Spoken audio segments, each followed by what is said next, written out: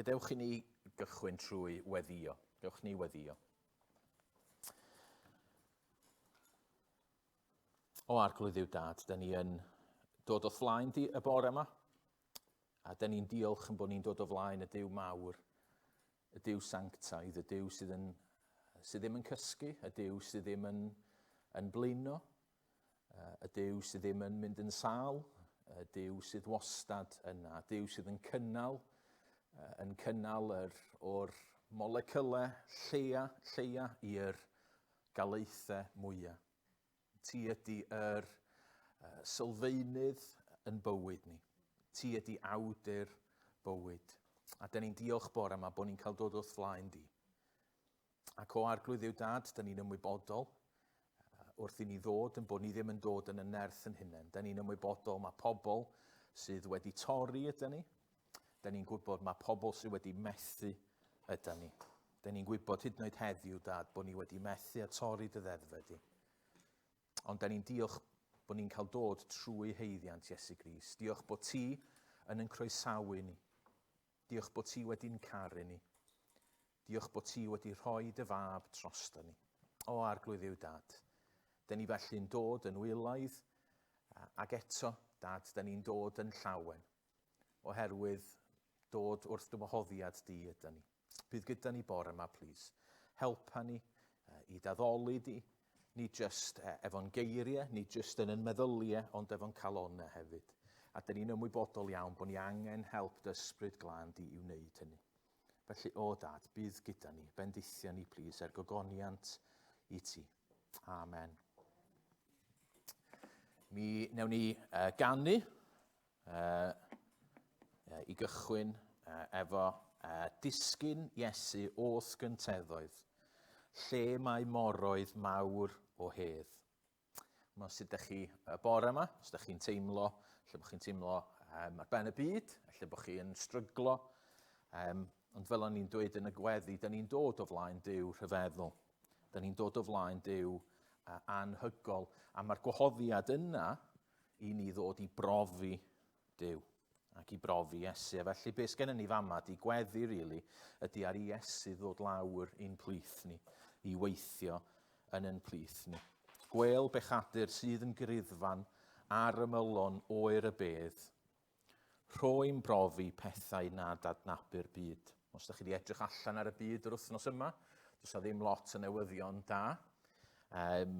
Ond eto, da ni yn cael profi rhywbeth bore yma sydd yn rhyfeddol. Na i ddarllen y penillion eraill, achos mae hi yn emyn. O'n i ddim yn adnabod yr emyn, ond oedd o'n i'n meddwl bod y geiriau mor wych. Rho oleuni, rho ddoethineb, rho dangnefedd fo'n parhau. Rho lawenydd heb ddim diwedd, rho faddeuant am bob bai. Triged dysbryd yn ei deml dan fy mron. Ynot mae fy iachawdwriaeth, yn ten wir mi lwfr hawn. Ac mae'r poenau a ddioddefais ar galfarian berffaith iawn dros bechodau pechaduried di ei lliw. Ac i'r ffynnon a gorwyd yn dystlys ar y pren, rwy'n dod am gwisg yn aflan, yno i'w chanu'n awr yn wen. Mi ddof allan fel yr eira ar y bryn.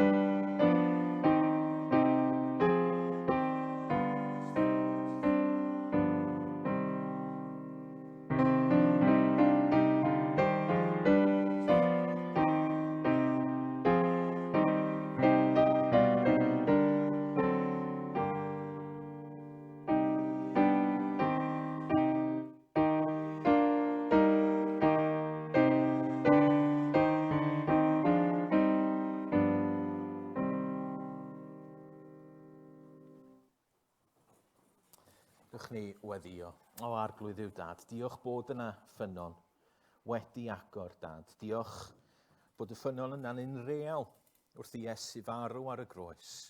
Bod o'i waed o wedi tywallt drosto ni.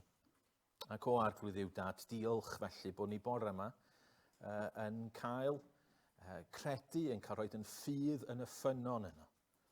Bod gwaed Iesu Grist wedi'n clirio ni o bob bai. A bod Iesu rwan yn fuddugoliaethus yn y nefoedd.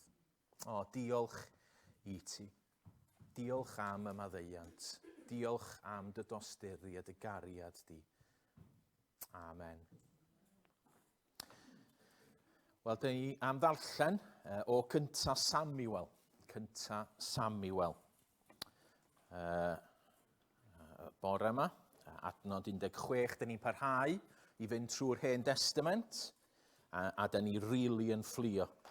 Dyn ni wedi cychwyn yn ara bach, wedi cymryd chydig wythnosau i fynd trwy Genesis 1, 2 a 3, a wedyn chydig bach mwy o wythnosau i fynd fyny at Genesis 11, a rwan dyn ni yn fflio. Ac o fewn 2 bregeth arall sy'n na fyddwn ni'n hitio Mathew. So, dyn ni rili yn mynd yn sydyn. Ond dyn ni'n mynd i ddarllen ychydig o adnodau o'r hanes yma. Dwi'n siŵr fod lot ohonoch chi wedi clywed yr hanes o blaen. Blant, ydych chi'n gwybod unrhyw beth am Dafydd? Nid Dafydd Job, na Dafydd Picton, ond Dafydd y Beibl. Chi'n gwybod unrhyw beth am Dafydd? Ie. Nath o lladd Goliath, da iawn, da iawn. Ie, a mae ni dyna un o'r pethau mwyaf enwog amdan Dafydd, ydy bod wedi lladd Goliath. Wel, mae'r hanes yma yn digwydd cyn hynna. Cyn iddo fel ladd Goliath, ac dyn ni yn dod at yr hanes efo rhywun o'r enw Samuel. Rwan oedd Samuel yn broffwyd ac yn farnwr ar Israel. Ac mae Israel wedi cael brenin o'r enw Saul, ond mae Saul, dydy Saul ddim yn frenin da o gwbl. Ac mae wedi gadael ffyrdd Duw yn sydyn iawn iawn. Ac mae Samuel wedi dweud, wel, Saul, mae ar ben arna ti rwan. Ac mae Samuel wrthi yn meddwl, wel, be mae Duw yn mynd i wneud nesaf. A dyma be dyn ni yn darllen. Dwedodd yr arglwydd wrth Samuel, am ba hyd rwy ti yn mynd i ofidio am Saul, a minnau wedi ei wrthod fel brenin ar Israel. Llanw dy gorn ag olew, a dos, rwyf yn dy anfon at Jesse o Bethlehem, oherwydd rwyf wedi gweld brenin i mi ymysg ei feibion ef. Gofynnodd Samuel, sut y medraf i fynd, os cliw Saul fe'n lladd? Dwedodd yr arglwydd, dos a heffer gyda thi a dweud dy fod wedi dod i aberthu'r arglwydd. Rho wahoddiad i Jesse i'r aberth, dangosa finna i ti beth i'w wneud, ac eneinia i mi yr un a ddywedaf wrthyt. Gwnaeth Samuel fel y dywedodd yr arglwydd wrtho a mynd i Bethlehem. Pan ddaeth henuried y dref yn gynhyrfus i'w gyfarfod a gofyn, a'i mewn heddwch y deithost, a tebodd yntai, ie, mewn heddwch, i aberthu'r arglwydd rwy fi yma. Ymgysegrwch ac ymunwch am mi yn yr aberth. Cysegrodd yntai Jesse a'i feibion a'i gwahodd i'r aberth, fel yr oeddent yn dod sylwodd ar Eliab, a meddyliodd yn sicr dymai eneiniog ger bron yr arglwydd. Ond dywedodd yr arglwydd wrth Samuel, paid ag edrych ar ei wedd na'i daldra, oherwydd rwyf fi wedi ei wrthod.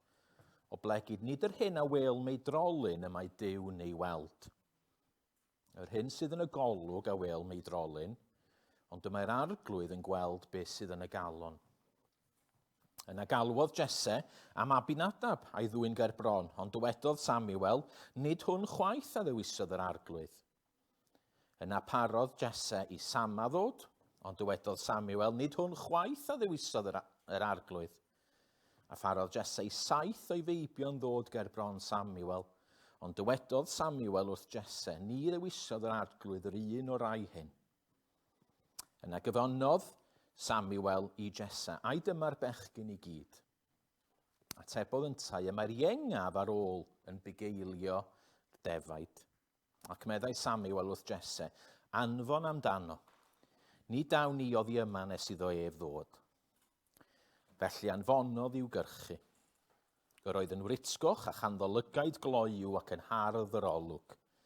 A dywedodd yr arglwydd, tyrd eneinia ef, oherwydd hwn ydyw. Cymerodd Samuel y corn olew a'i eneinio yng nghanol ei frodyr, a disgynnodd ysbryd yr arglwydd ar Ddafydd, o'r dydd hwnnw ymlaen. Yna aeth Samuel yn ôl i Rama.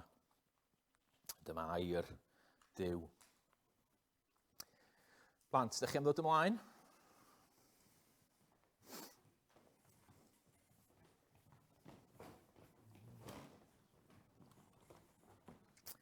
Iawn. Wych. O, dwi'n licio'r glasses alain. Maen nhw'n lyflu. O, ti wedi tynnu y ffwrdd rhan. Reit ta. Beth sydd yn gwneud, neu sut fath o berson sydd yn gwneud chwaraewr pêl-droed da? Sut fath o berson sydd yn gwneud chwaraewr pêl-droed da? Aran. Rhywun sydd yn gryf, oce? Ronaldo, ie, mae Ronaldo. Dydy Ronaldo ddim yn chwaraewr da iawn ar hyn o bryd, achos mae'n gwrthod chwarae. Ond, ie. Be sy'n neud o? Sut fath o berson sydd yn neud chwaraewr pêl-droed da? Rhywun cryf? Rhywun cyflym? Rhywun ffit, ie. So mae'r holl bethau yna, os ydyn ni'n edrych rownd yr stafell rwan, efallai fysa ni'n mynd, pwy sydd fysa neud chwaraewr pêl-droed gorau fama? Peidwch poeni, dwi'n mynd i ofyn i chi ddewis. Yeah? Ond efallai fysa chi'n mynd, na, dwi'n meddwl fysa fo'n neud, neu hi'n neud chwaraewr pêl-droed da, achos dyn nhw'n ffit neu'n gyflym neu rhywbeth fel yna. Oce. Pwy sydd yn mynd i wneud dawnsfraig dda, ta? Dawnsfraig dda. Pwy fysa'n gwneud dawnsfraig dda? Sut fath o berson? Rhywun cryf, oce. Cryf mewn ffordd gwahanol, ellai pêl-droediwr? Ie, oce. Rhywbeth arall?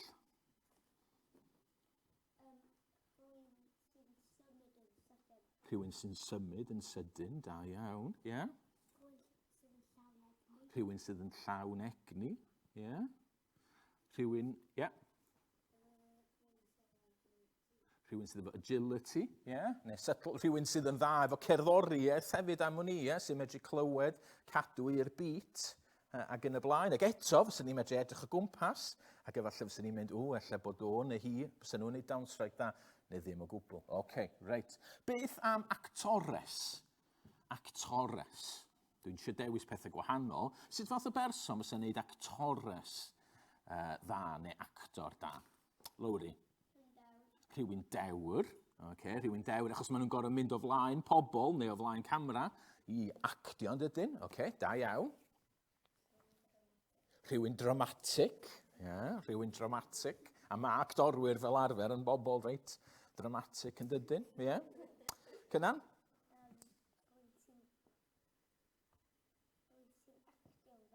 Rhywun sydd yn actio'n dda, Ania? Rhywun sy'n medru cofio'n dda, mae hwnna'n un pwysig yn dydy. Anna? Ti'n hofio? Oce, fysa ti ddim yn neud actores, da. Fysa ti'n anghofio dy linellau syth yn byset. Reit ta, wel, mae chi gwestiwn ta, sut fath o berson sy'n ei brenin da? Efo'r pethau eraill na, da ni wedi medru dweud yn eitha hawdd, wel fysa'r person yna medru bod yn bêl-droediwr, achos maen nhw angen bod yn gry ac yn y blaen. Ond beth am frenin? Neu arweinydd gwlad? Daniel? Rhywun sydd yn arwain yn dda, da iawn. Rhywun sydd yn medru arwain pobl. Lowri? Rhywun teg. Hwna'n un pwysig yn dydy. Da ni'n hoffi cael brenin neu arweinydd anheg. Da iawn. Aran? Rhywun sydd yn dilyn Duw ardderchog. Fysa hwnna'n hyfryd yn bysa. i gael arweinydd neu brenin, rhywun sydd yn gwrando ar Dduw, achos na fod i'r brenin mawr yn de, ie? Rhywun cryf, ie?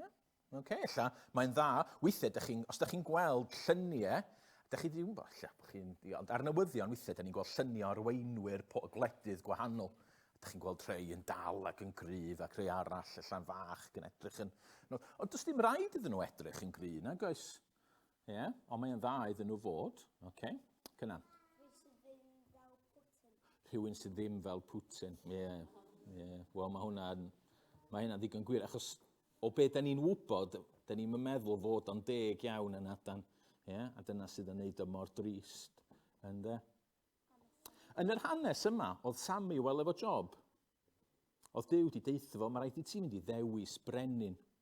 Mae rhaid ti fynd i ddewis eneinio brenin. Wan, beth oedd eneinio oedd cymryd chydig bach o olew a'i roed o ar ben rhywun. So fyswn ni'n eneinio dewi yn fanna. Fysa'r olew, a wedyn fysa pawb yn gwybod na fo oedd y brenin yn mynd i fod. A dyma Samuel yn cael gwybod bod o'n mynd at Jesse. Ac oedd gen Jesse lwyth o feibion. Ac oedd yr un cynta, oedd o'n fawr ac yn gryf. Ond dyma Duw yn deud wrth Samuel, na, nid hwnna di'r brenin i fod. Dwi'n siŵr y pobl yn mynd, be? Ond fod i'r un hynna, fod i'r un cryfa, fod i'r un mae'n glefar a bob dim. Nid fo nath o ddewis. Nath Samuel gweld yr ail un. Ac eto, oedd o dwi'n siŵr yn gryf ac yn y blaen. A dyma Duw yn deud, na, pwy nath Duw ddewis? Pwy nath Duw ddewis? Daniel. Nid Ioan. Ti'n agos. Agos iawn, achos mae Ioan yn y Beibl. Lowri. Dafydd. Ac oedd Dafydd yn hogyn bach rili oedd o. Dim lot un na chi. Oedd o'n hogyn ac oedd o'n edrych ar ôl y defaid allan y fanna. Ond dyma Duw yn dweud wrth Samuel, hei, dech chi bobl, dech chi'n edrych efo'ch llygyd ar y tu allan. Ond dwi yn edrych ar y tu mewn. Ac oedd o wedi gweld rhywbeth arbennig mewn Dafydd. A felly dydy pob brenin sydd gennym ni ddim yn edrych wastad yn ffantastig ac yn gryf. Weithiau mae brenhinoedd, dyn nhw'n edrych felly gwbl. Dych chi'n gwybod am frenin arall, ella ddim yn edrych mor arbennig a hynna ar y tu allan, ond ar y tu mewn oedd o'n special iawn. Chi'n meddwl am frenin arall? Mae'n rhoi clyw i chi, hwn ydy'r ateb iawn bob tro yn y stori plant. Aran, Iesu. Iesu. Fo ydy'r brenin gorau erioed. Ond oedd Iesu'n gryf? Dyn ni ddim rili'n gwybod am ei gorffo. Oedd gen Iesu lot arian? Na. Be nath pobl wneud i Iesu? Be nath pobl wneud iddo fo? Croesoeli fo i ladd o. Mae'n edrych fel rhywbeth sy'n brenin yn wneud, ond eto fod i'r brenin anhygol, achos trwy farw trosta ni, da ni'n cael maddeuant, a dyma fo'n dod nôl yn fyw. A rwan fod i'r brenin go iawn. Da ni'n mynd i ganu can rwan. A mae'r gan yma yn sôn am frenin. Iawn, dyma di'r geiriau. O'r nef y daeth, fab di-nam, i'r byd yn dlawd heb feddu dim. Oedd Iesu, oedd o'n dlawd, o gen fo'n byd yn agwedd. Lle nath o gael ei eni? Mewn stabl. Dim mewn tŷ hyd yn oed. I weini'n fwyn ar y gwan, ei fywyd roes i ni gael byw. So nath o ddod i wasanaethu. A wedyn mae'n deud, hwn i wein Duw y brenin tlawd, fe'n geilw oll i'w ddilyn ef.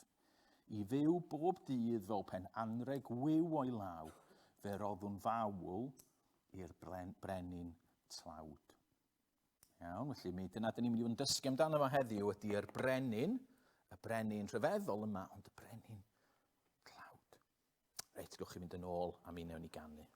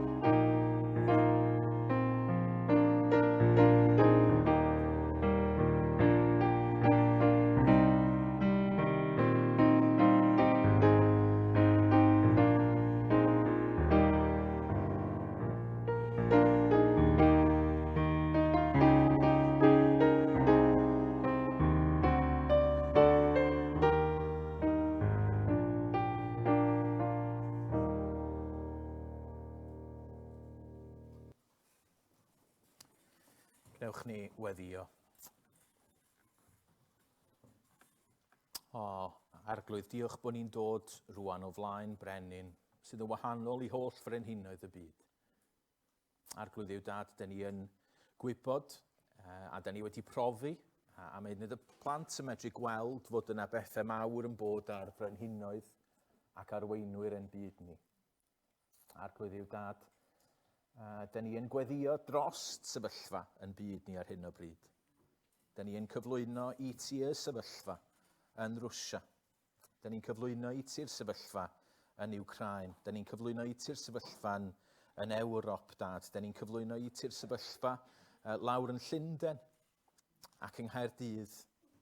Arglwydd yw dad, da ni'n gofyn i ti drigarhau wrthyn ni. Da ni'n gofyn i ti roed i ni arweinwyr fel oedd Aran yn dweud sydd yn credu yn Nuw ac sydd yn ofn Duw. A dad, da ni'n cyflwyno y sefyllfa yn gwlad i ti. Da ni'n gofyn i ti'n arbennig i ofalu am yr efengil, bod yr efengil yn parhau i gael ei chyhoeddi, dad, fel bod pobl yn cael clywed ac yn cael ymateb. Da ni hefyd yn gofyn i ti, please, i ofalu am y rhai gwan, i ofalu am y rhai sydd yn stryglo. Dad, i ofalu am y rhai hynny sydd ddim yn ffeindio hi yn hawdd a sy'n methu just cario ymlaen, dad. Da ni'n ymwybodol fod y pethau ma'n cael effaith fawr ar fywydau lot o bobl.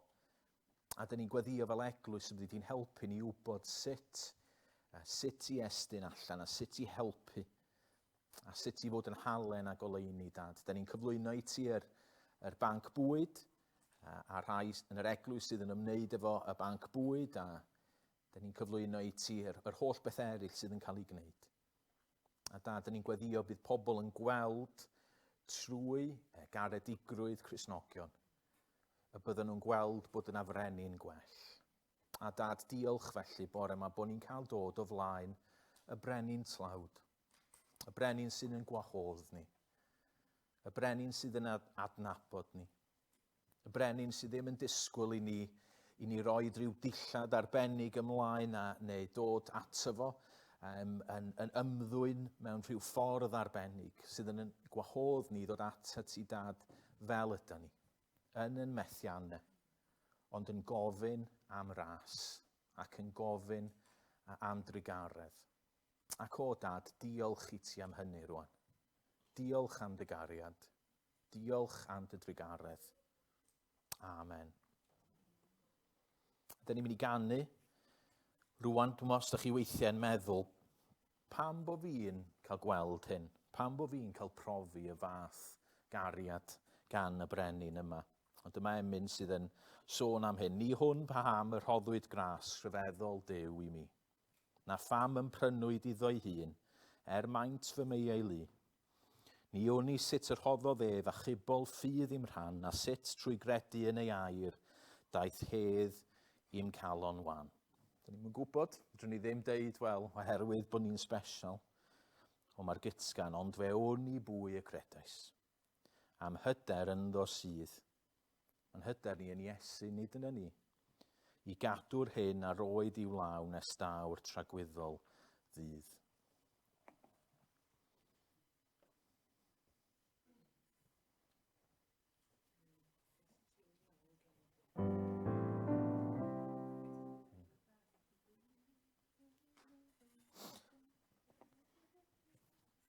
Na i ddarllen yr penillion eraill. Ni o'n pa fodd daw'r ysbryd glân i argyhoeddi'n llym a dwy'n i'm calon ffydd trwy'r gair gan ddangos Iesu im. Ni o'n pa beth sydd gan fy nghrist yng nghadw ar fy rhan, a'i llwybrau blin neu hyfryd hun cyn gweld ei wyneb glân. Ond fe o'n i bwy y credais. Am hyder ynddo sydd i gadw'r hyn a roed i'w law nes daw'r tragwyddol ddydd. A wedyn, bennill ola, ni o'n pa ddydd y daw fy ior, ni o'n na ffryd na ble, os ar trwy ddyffryn angau di neu gymryd, neu gwrddid yn y nef. Ond fe o'n i bwy y credais. Am hyder ynddo sydd i gadw'r hyn a roed i'w law nes dawr tragwyddol ddydd.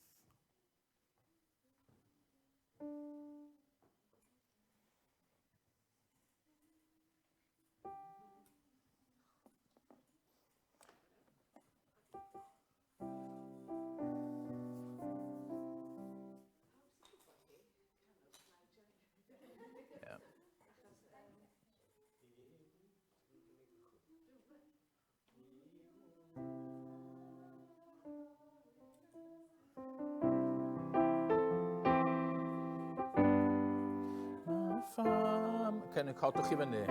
Eiddo hyn maint fy meiaili, ni o'n i sut rhodd o ddef, a chebol fi ddim rhan, na sut trwy gredu yn ei air daeth nid yn cael o'n wan. Ond fe o'n i bwy y credais am hyder yn gorsydd, i gadw'r hyn ar oed i'w law, nes dawr tragwyddol ddydd.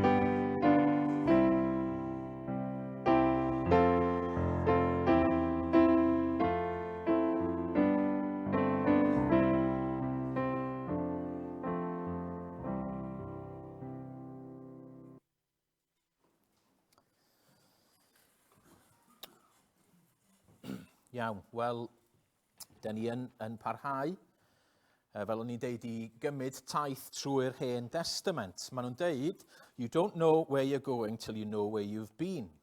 Yn dydyn. Ac mae hynna'n wir i raddau heleth, dydy. Da ni ddim yn gwybod lle da ni'n mynd, tan da ni'n gwybod o lle da ni wedi dod. A dyna pam da ni'n edrych ar yr Hen Testament. A da ni wedi bod yn gweld, mae Duw yn gweithio, mae Duw yn dysgu pethau mawr i ni trwy'r Hen Testament. Mae'n dysgu, ond ar yr un pryd mae e hefyd yn gweithio. Mae'n gweithio y mywyd pobl ac yn y mywyd dynoliaeth. Ac felly gychwynnon ni efo Duw yn creu bob dim yn berffaith ac yn dda ac yn creu pobl ar ei lun a'i ddelw fo. Ond bod gyda ni benderfyniad, felly, neu bod gyda ni anrhydedd fel pobl, ond bod o'n di creu ni fel robots, da ni medru ddilyn nhw, neu da ni ddim yn medru ddilyn nhw. Mae gennym ni yr penderfyniad a'r dewis hwnnw. Ac mi welon ni yn hanes y cwymp, yn Genesis 3, fel mae pobl wedi troi cefn ar Dduw. A da ni'n gweld canlyniadau hynny bellach yn y byd. O'n ni'n gweld o'n dramatig yn Genesis. O'n ni'n gweld canlyniadau pan mae pobl yn troi oddi wrth Dduw, yna da ni'n gweld fod yna ddrygioni yn torri allan mewn gymaint o ffyrdd gwahanol. Da ni'n gweld fod Dduw yn cosbi drygioni. Ond da ni hefyd yn gweld bod Dduw ddim jyst yn gadael ni. Dwi am jyst yn gadael pobl ac yn troi cefn ar bobl ac yn deud, wel, dych chi wedi troi cefn arna fi, felly na i droi cefn arna chi. Nid dyna di'r Dduw sydd gennym ni, mae'n Dduw sydd yn estyn allan mewn gras a chariad. A felly, da ni wedi gweld hynny'n hanes Noa, ddim yn hanes hawdd o gwbl, ac mae'n cosbi, ond eto mae'n estyn allan, mae'r gras yna trwy Noa a'r arch. Ac wedyn mae Duw yn dewis pobl iddo fo'i hun, a mae'n dewis Abram. Ac mae'n dweud, Abram, dwi'n mynd i ddod allan ohona ti, dwi'n mynd i ddod â cenedl anferth. Dwi'n mynd i cael ymhobol i yn fy ngwlad i, o dan y mendith fi.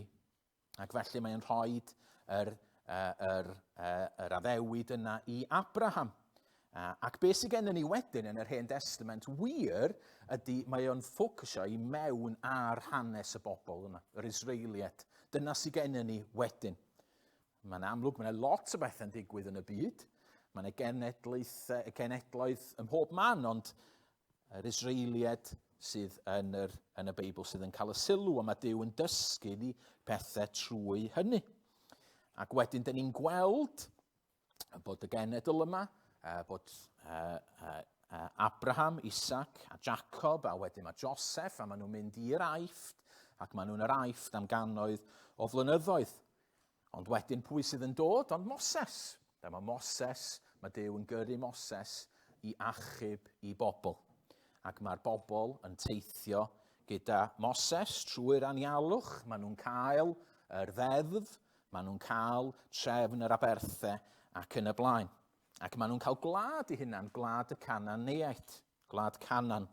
A dyna lle oeddwn ni wythnos diwethaf, efo cyfnod y barnwyr. A da chi'n cofio oedd cyfnod y barnwyr yn gyfnod trist iawn. Oedd o'n gyfnod crazy. Oedd yna lwyth o bethau ofnadwy yn digwydd. A da chi'n cofio yr adnod yna mae llyfr y barnwyr yn gorffen efo. Yn y dyddiau hynny, nid oedd Brenin yn Israel. Roedd pob un yn gwneud yr hyn oedd yn iawn yn ei olwg ei hun. A fanna, da ni'n cael o eto dydan, da ni'n cael yr hint yna. Mae'r person sydd wedi sgwennu llyfr y barnwyr yn gwybod beth sydd yn dod. Doedd na ddim brenin.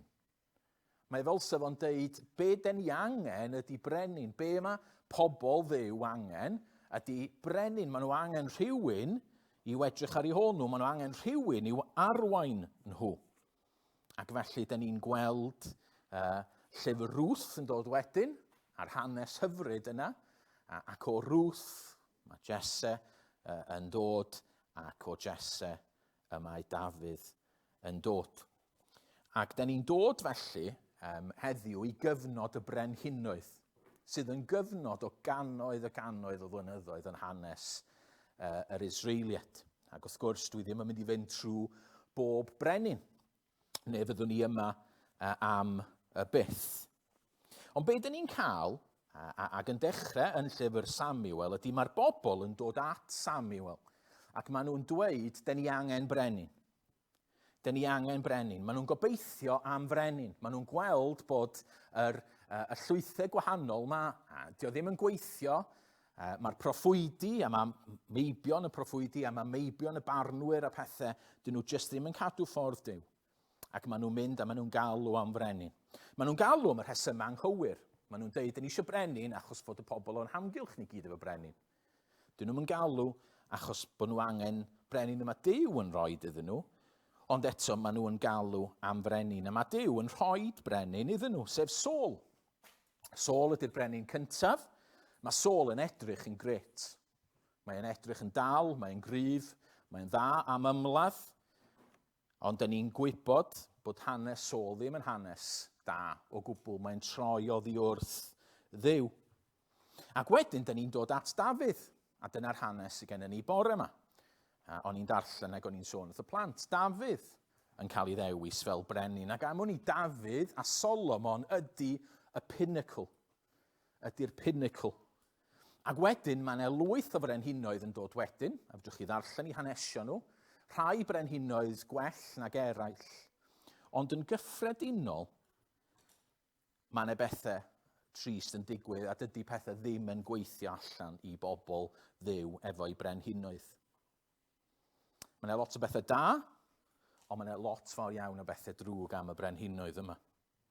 A da ni'n dysgu yn yr hanesion yma i gyd wir, be da ni'n dysgu ydy bod brenhinoedd daearol ddim yn ddigon.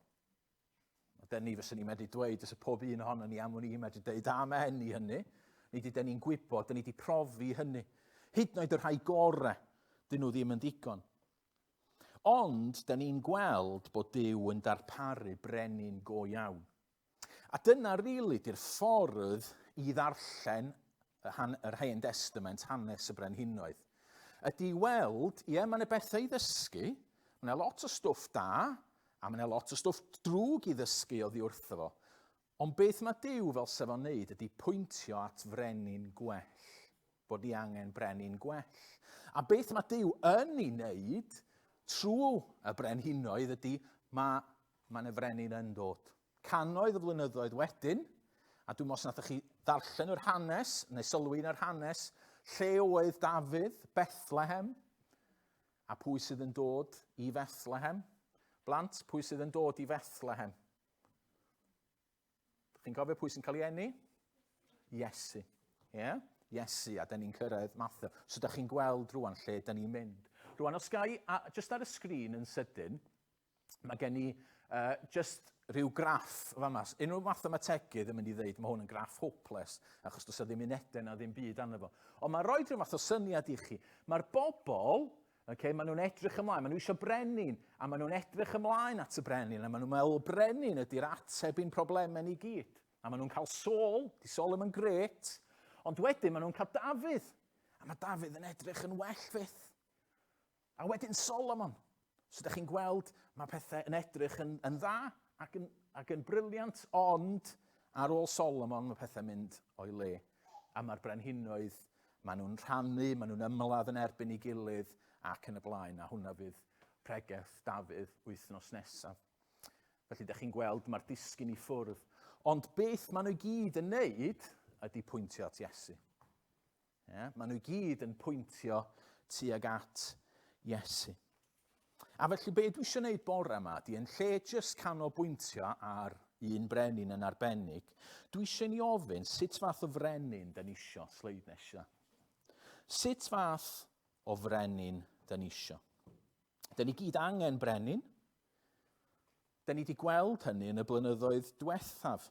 Da ni'n rhan o fyd mwy na ni. Da ni methu jyst deud, wel, just fi ydi o. Dwi'n mynd i fyw y mywyd fel y dwi isio. Dwi'n mynd i boeni am neb nac unrhyw un arall. Fi sydd yn y canol. Da ni methu byw fel y. Does neb, achos da ni angen, da ni'n byw efo amgylchiadau. Mae yna bobl yn hamgylch ni. Mae yna fywyd, mae yna reality. Mae yna reality y tu allan i ni. A felly yn y byd yma, da ni angen brenin neu arweinydd i ofalu amdano ni. Da ni'n ymwybodol yn dydan pa fath o effaith mae cael arweinyddiaeth wael yn cael arna ni yn ein bywyd ni o ddydd i ddydd, ar yn mortgage ni a bob math o bethau felly. So da ni angen brenin fel yna. Ond da ni hefyd yn gwybod bod yna reality tu mewn i ni. Mae yna reality tu mewn i ni hefyd. Lle da ni'n ymwybodol bod yna dragwyddoldeb. A da ni angen rhywun i ofalu amdano ni. Da ni angen brenin. A be da ni felly yn gweld ydy mae Iesu di'r brenin yna. A bore yma dwi jyst yn mynd i sydyn, jyst yn mynd i sôn am rai pethau fysa ni'n hoffi i frenin fod, fel oedd y plant yn dweud, oedden nhw'n dweud fysa ni'n hoffi frenin fod yn hyn a llall ag arall, a dangos sut mae hwnna yn dangos yn dod i ni yn Iesu Grist. Felly, y peth sydyn, y peth cyntaf yn sydyn. Da ni eisiau brenin deallus. Dydan. Da ni eisiau brenin deallus. Eto, da ni wedi gweld hynna yn yr wythnosau diwethaf yma. Os da ni efo arweinydd sydd ddim yn deall, a sydd ddim, fod yn onest, ddim yn ddigon clefar i wybod beth sydd yn digwydd, ddim yn gwybod beth mae bywyd amdano fo, yna mae gennym ni broblem. Maen nhw'n mynd i wneud penderfyniadau dwl. Maen nhw'n mynd i wneud penderfyniadau gwirion. Sylwch ar yr adnodau yma ar y sgrin o Ioan 3. Mae Iesu'n siarad efo Nicodemus. Atebodd Iesu yn wir, rwy'n dweud wrthyt, oni chaiff rhywun ei eni o ddŵr a'r ysbryd, ni all fynd i mewn i deyrnas Dduw. A wedyn, da ni'n gwybod mae Nicodemus yn dweud, diolch yn deall beth mae Iesu'n ceisio dweud, a mae Iesu'n dweud, atebodd Iesu, ef athithau'n athro'n Israel, a wyt heb ddeall y pethau yma. Yn fama, da ni'n gweld Iesu yn siarad efo Nicodemus, a mae'n amlwg yn deall beth mae'r byd yma i gyd amdano fo. Oedd Nicodemus yn athro ar yr holl, ac yn gwybod yr holl hanes fel oedd Duw wedi delio efo Israel. Oedd o'n gwybod hanes y brenhinoedd, oedd o'n gwybod beth oedd Duw yn ceisio i ddysgu ac yn y blaen. Ac eto, oedd Iesu medru edrych arno fo deud, sgen ti'n syniad. Pam? Achos Iesu ydy yr un sydd yn deall bob dim. Mae o yn deall y cyfan. Da ni'n dysgu yn dirhebyn dydan. Dechrau doethineb yw ofn yr arglwydd. Ac os ydych chi'n edrych ar fywyd Iesu, ydych chi'n gweld fel oedd o mewn perthynas gyda Duw, y Tad. Fel oedd o'n deall y pethau mae i gyd, oedd o'n deall ac oedd o mewn perthynas gyda Duw. Ydych chi'n darllen y pethau nath Iesu ddweud? Bregeth ar y mynydd, Mathew 5 a 6. Ydych chi'n gweld, mae ddealltwriaeth o, mae o'n gwybod beth oedd yn mynd ymlaen. Mae o'n gwybod beth sydd yn y byd yma. Mae o'n gwybod, os hoffech chi, what makes this world tick. Achos fo sydd wedi creu o. Mae ddealltwriaeth o yn hollol.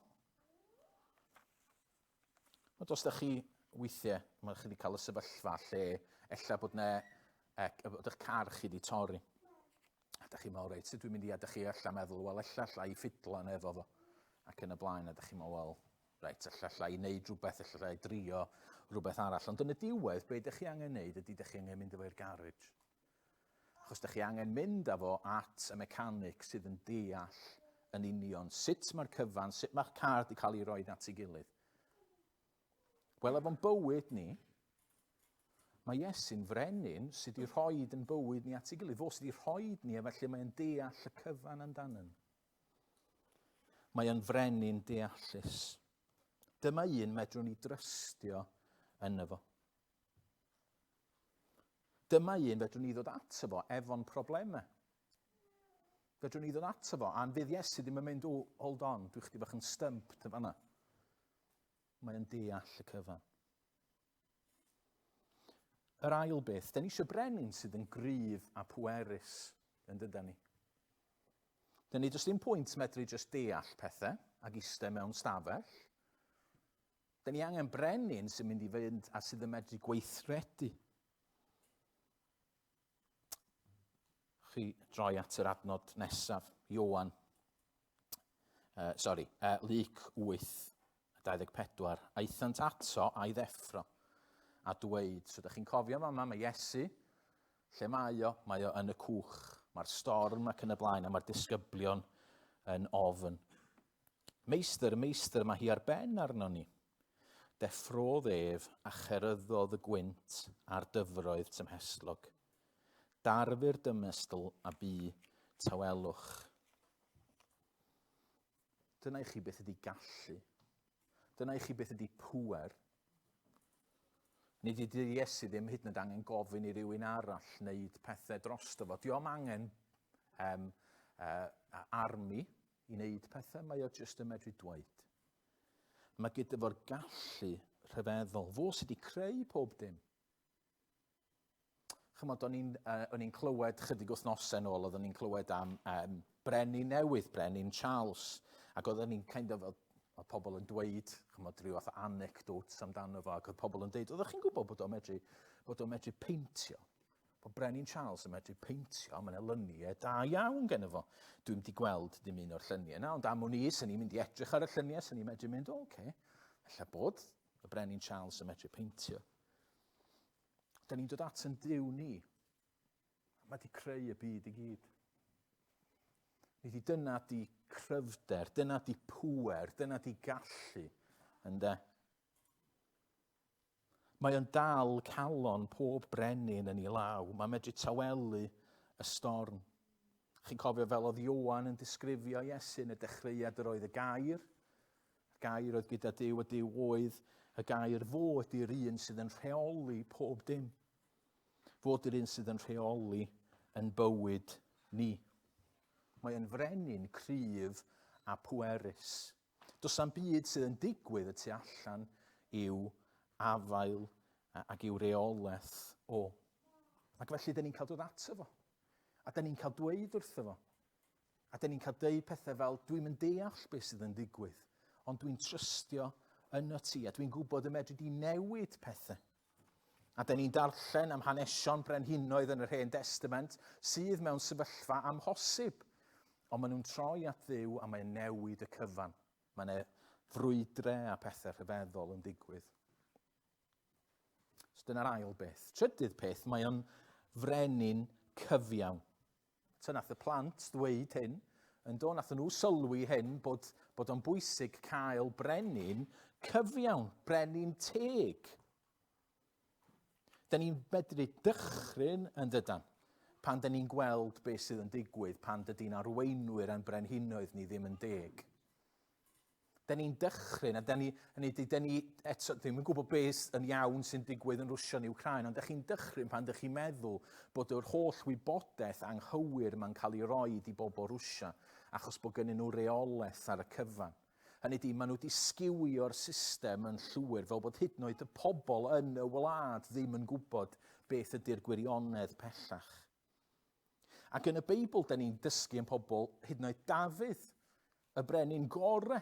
A beth mae o'n neud, mae o'n efo Bathsheba, a be mae'n llwyddo i wneud wedyn ydy, mae'n troi'r cyfan, mae'n warpio'r cyfan, diom yn deg, a mae'n lladd i gŵr hi.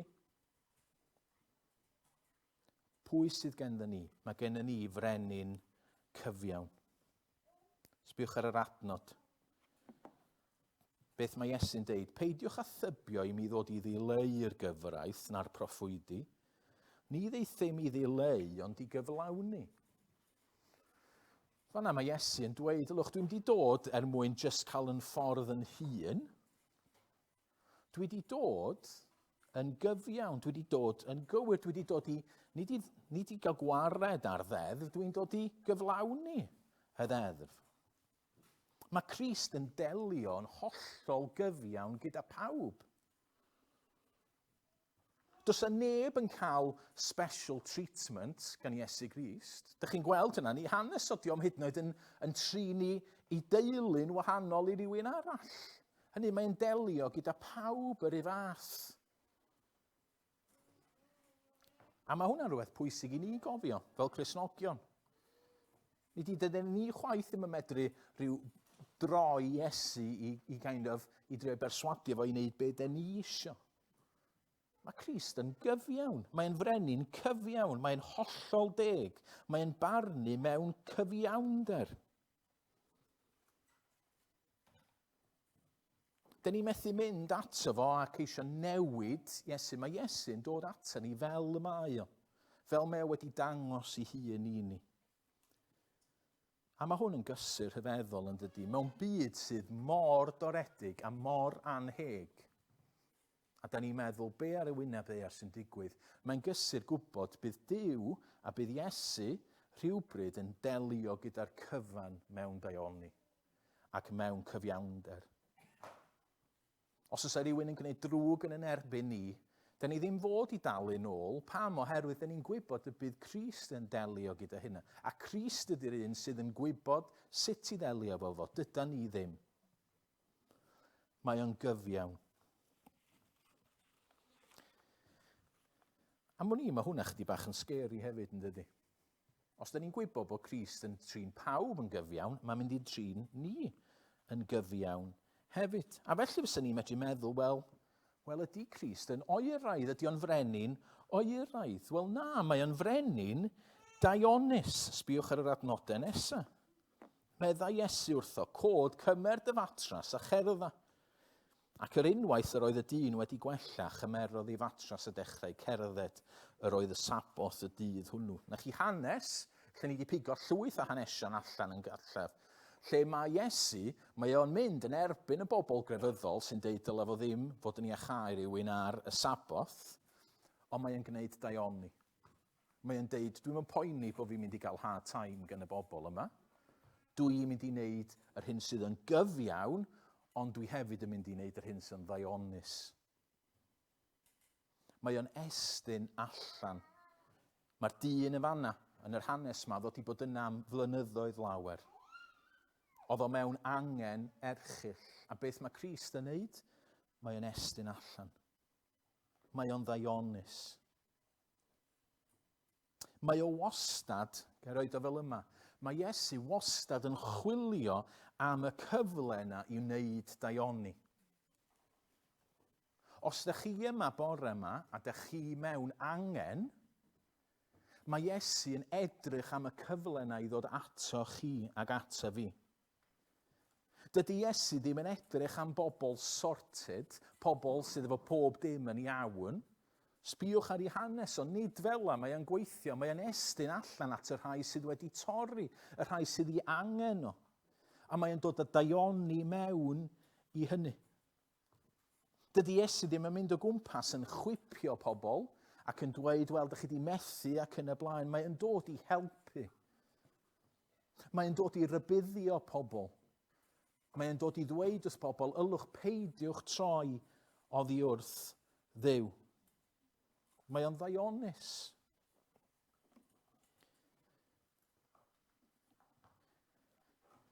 Droi i'r un nesaf, 2 bwynt gen i ar ôl. Da ni medru meddwl efallai, ag bod beth sydd wedi digwydd dros yr misoedd diwethaf yma yn help i ni hyn. O'n i'n clywed rhywun yn sôn am y frenhines. A'r gwan beth bynnag ddudwch chi am y frenhines, oedd hi'n ddynas hyfryd yn amlwg ac oedd hi'n cymryd i gwaith hi o ddifri. Ond oedd rhywun wedi sgwennu a di deud rhywbeth amdani a deud, Ion, beth oedd hi'n gwybod am yn problemau ni? Ac o'n i'n meddwl chdi bach am hwnna. Dwi'n yn gwybod os di'n deg neu ddim, ond mae'n sicr yn rhywbeth mae pobl yn deud rwan am yn prif weinidog ac yn y blaen a bod gen nhw lwyth arian. Dyn nhw'n gwybod dim byd am be mae pobl go iawn yn dioddef. Sbiwch ar yr adnod yma. Mae gennym ni frenin sydd yn cyd-ymdeimlo. Gan fod gennym felly archoffeiriad mawr sydd wedi mynd drwy'r nefoedd sef Iesu, mab Duw gadewch i ni lynu wrth ein cyffes, canys nid archoffeiriad heb allu cyd-dioddef a'n gwendidau sydd gennym. Ond un sydd wedi demptio mhob peth yr un modd. Mae Iesu, diom yn frenin mewn palas. Diom yn frenin sydd yna yn dweud, wel, dyma sut ydw i'n mynd i ddelio efo y byd ac yn y blaen, a dyma, dwi'n mynd i wneud yng ngorau i chi. Mae wedi dod yn un ohono ni. A mi ddoth o i'r ddeiar, nid eto mewn i balas, ond mewn i stabl. Doedd gen o ddim arian. Oedd o'n stryglo. Oedd ei ffrindiau fo'n i ardal o. A nath o gael ei ladd ar groes. Mae gennym ni frenin go iawn sydd yn cyd-ymdeimlo go iawn ac sydd yn gwybod go iawn sut mae arna ni. Os sgwenna i rwan at, ddydwn ni Rishi Sunak a deud, yli, dwi'n stryglo i dalu'n mortgage, dwi'n gwybod sgenna fo'm syniad be fyddwn ni'n sôn amdano fo, achos mae'n filiwnydd drosodd. Neu bydde fo ddim yn neu bydde genna fo'm cyd-syniad. Ond pan dwi'n mynd at Iesu a dwi'n deud, dwi'n stryglo, mae'r temptiad yma, mae'n teimlo'n ormod i mi. A mae Iesu'n deud, dwi'n gwybod, o'n i yna. Dwi wedi cael yn hemptio hefyd. Neu os dwi'n deud wrtho fo, hli, mae'r poen yma sydd gennym fi, mae jyst yn cael ei lawr. Dwi'n teimlo mor isel, a mae Iesu'n deud, dwi'n gwybod. Dwi wedi profi hynna. O'n i'n hongian ar groes dros dy ti. Nath yn ffrindiau adael fi hefyd. Dwi'n gwybod beth ydy o. Dach chi'n gweld, mae o'n frenin sydd yn cydymdeimlo. So mae o'n frenin deallus, mae o'n frenin cryf a pwerus, mae o'n frenin cyfiawn, mae o'n frenin daionus, mae o'n frenin sy'n cydymdeimlo. Ond yn olaf, mae o'n frenin sydd yn caru. Mae o'n frenin sydd yn caru. Sbiwch ar yr adnodau. Beth mae Iesu'n dweud? Dewch ata fi, bawb sy'n flinderog ac yn llwythog, ac fe rodda fi o'r ffwystra i chwi. Cymerwch fy iau arnoch a dysgwch gennyf oherwydd addfwyn ydw i, mae gostyngedig o galon, ac fe gewch o'r ffwystra i cheneidiau. Mae Iesu'n caru. Pan mae o'n gweld angen, beth mae Iesu'n neud? Ydy o'n rhedeg i ffwrdd? Na. Pan mae'n gweld angen, ydy o'n mynd, wel, dwi'n edrych ar ôl number 1 gyntaf, a wedyn na'i sortio. Pan oedd o'n gweld ni wedi troi cefn arno fo, be nath Iesu? Nath o ddeud, wel, dwi'n mynd i aros yn y nefoedd? Na. Nath o ddeud, dwi'n dod. Dwi'n dod i roed fy hun. Mae gennym ni'r fath frenin sydd ddim yn, pan mae'n gweld yn anghenion ni, diolch yn meddwl, wel, dwi'n mynd i geisio amddiffyn fy hun. Mae o'n estyn allan, a neitho bob dim drosto ni. Mae o'n dod, mae o wedi dod. A dyna dyn ni'n gweld ar y groes. Y brenin rhyfeddol yma, y brenin tlawd yma, sydd wedi gweld yn angen ni, a sydd ddim just yn sefyll yn bell i ffwrdd, sydd ddim just yn dweud, wel, na i ddim delio fo, achos mae o'n gyfiawn, mi neitho ddelio, mae o'n delio fo'r broblem sydd gennym ni, ond mae o'n gwneud hynny llwyr trwy farw ar y groes. Dach chi'n gweld dyma'r brenin sydd gennym ni. Mae o'n frenin rhyfeddol. A'r gwir ydy, gai roed y challenge yma i chi, mae o'n frenin arnych chi bo' chi isio neu ddim. Falle bore yma bod chi'n dweud, wel, ie, oce, fedra i weld, ond dwi ddim wir yn mynd i blygu'r brenin yma. Rhyw ddydd mi fydd rhaid i chi, achos fo ydy y brenin. A felly fyswn ni'n deud, trowch ato fo. Trowch ato fo bore yma. Gofynnwch iddo fo faddau i chi. Fel o'n i'n dweud ar y cychwyn, da ni gyd wedi methu, da ni gyd wedi gwneud pethau sydd yn anghywir, da ni gyd yn heiddi barn Duw, ond eto, mae Crist yn gwahodd ni ato fo. Felly trowch at Iesu Grist, trowch at y brenin yma. Ond gai hefyd eich cysuro chi, achos dwi'n gwybod bod lot ohonoch chi wedi troi. Dwi'n gwybod mae Iesu ydy y brenin i lot ohonoch chi, mewn mwy nag un ffordd. Ie, fo ydy'r brenin, fel mae o'n frenin ar bawb, ond fo ydy brenin chi yn arbennig. Ac felly cymwch gysur o hynna. Cymwch gysur yn y dyddiau yma, lle da ni'n gwybod pwy sydd yn arwain yn gwlad ni, lle da ni'n gwybod beth sy'n mynd i ddigwydd i'n morgeisu ni, lle da ni'n gwybod beth sy'n mynd i ddigwydd i'n iechyd ni, lle da ni'n gwybod yr holl bethau gwahanol yma, lle da ni ddim yn gwybod beth sy'n mynd i ddigwydd yn bywyd ni, lle da ni fo'r holl ansicrwydd, cymwch gysur, mae dyma di'ch brenin chi. Mae o'n frenin deallus, mae o'n deall bob dim. Mae o'n deall beth sydd yn digwydd yn eich bywyd chi, ella bod chi ddim. Mae o'n gryf a pwerus, a mi fysa fo'n newid unrhyw beth mwyn dod y daioni i'ch bywyd chi, a mae o yn gwneud hynny.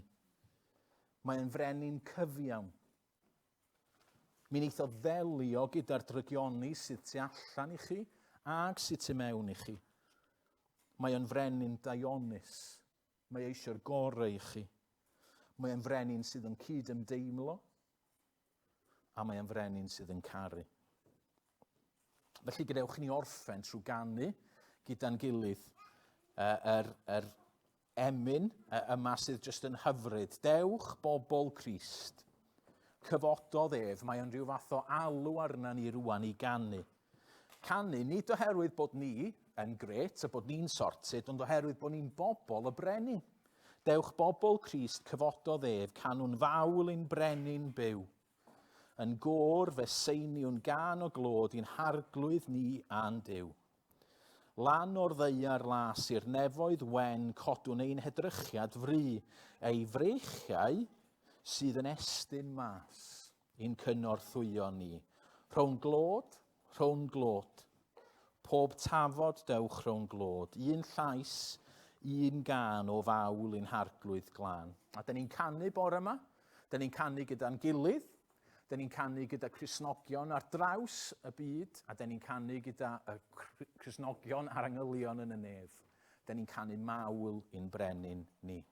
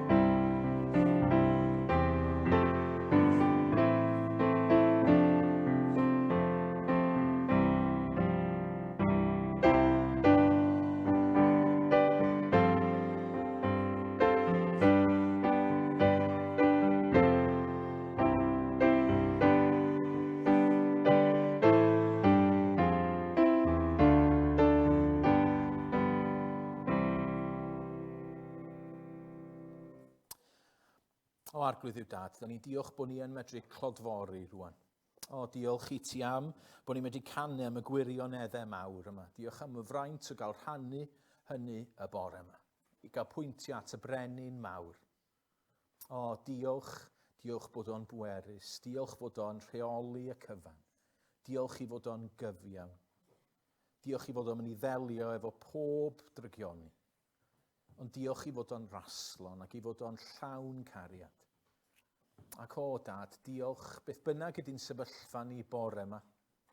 Sut bynnag da ni'n teimlo, beth bynnag ydy'n amgylchiadau ni. Diolch bod ni'n gwybod bod Iesu yno yn estyn allan tuag ato ni. Ac Dad, gad i ni brofi presenoldeb Crist fel deglwys di.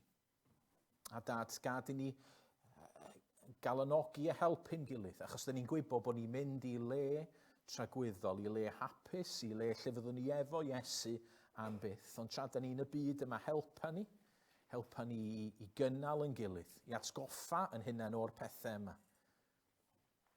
Ac Dad, da ni'n gweddio bydd ne fwy o bobl yn troi at Iesu Grist. Da ni'n gweddio bydd ne fwy o bobl yn profi y gras a'r cariad yma. Da ni'n gwybod bod ni'n byw mewn byd anghennus, mewn cymdeithas, lle mae pobl yn troi cefn arna ti. A da ni'n gwybod beth ydy goblygiadau hynny, a felly da ni'n gweddio, please triggerha, please achub, please gweithio, a gad i fwy a fwy o bobl brofi y gras rhyfeddol yma. A'r clod a gogoniant i ti. Amen.